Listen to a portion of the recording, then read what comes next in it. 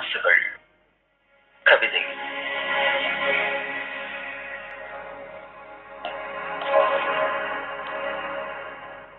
இருப்பவனுக்கோ வந்துவிட ஆசை, வந்தவனுக்கோ சென்றுவிட ஆசை.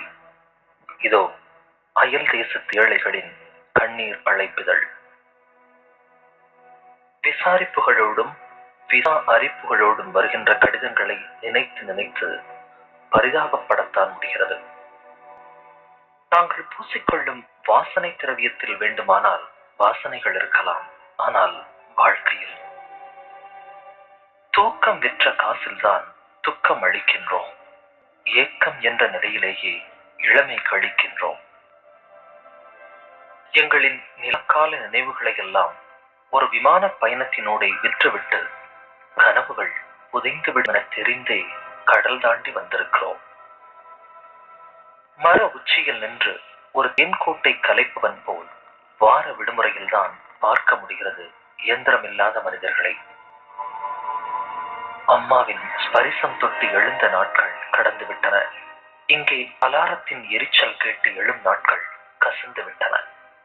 பழகிய வீதிகள், பழகிய நண்பர்கள், கல்லூரி நாட்கள் தினமும் ஒரு இரவு நேர கனவுக்குள் வந்து வந்து காணாமல் போய்விடுகிறது. நண்பர்களோடு ஆற்றில் விரால் பாய்ச்சல், மாடுவண்டி பயணம், நோன்பு நேரத்து கஞ்சி, தெல்கா, பம்பரம், சீட்டு, கோலி என சீசன் விளையாட்டுகள். ஒவ்வொரு ஞாயிற்றுக்கிழமையாய் எதிர்பார்த்து விளையாட மகிழ்ந்த உள்ளூர் உலகக்கோப்பை கிரிக்கெட். இவைகளை நினைத்து பார்க்கும் போதெல்லாம் விசாவும் பாஸ்போர்ட்டும் வந்து விழிகளை நனைத்து விடுகிறது.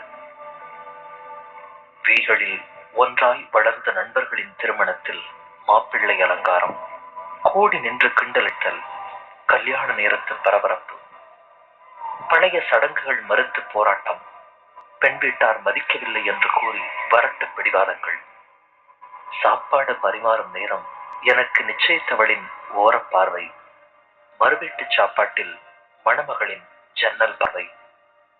இவை எதுவுமே கிடைக்காமல் கண்டிப்பாய் வரவேண்டும் என்ற சம்பிரதாய அழைப்புதலுக்காக சங்கடத்தோடு ஒரு தொலைபேசி வாழ்த்தினூடே தொலைந்து விடுகிறது எங்களின் நீண்ட நட்பு.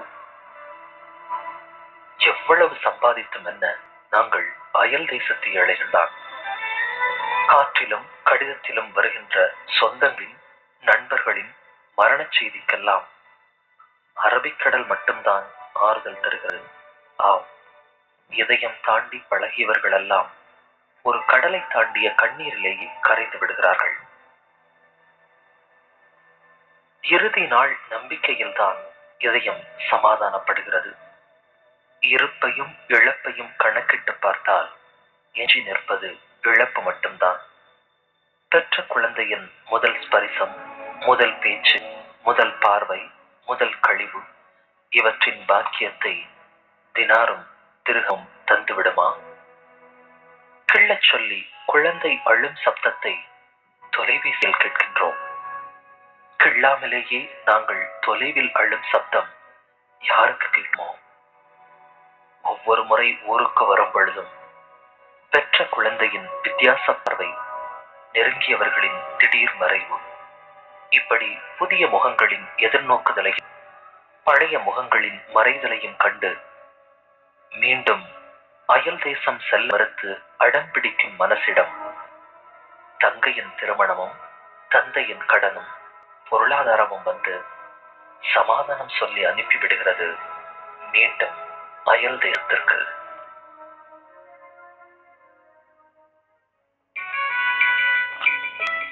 தூக்கம் விற்ற காசுகள். தூக்கம் விற்ற காசுகள்.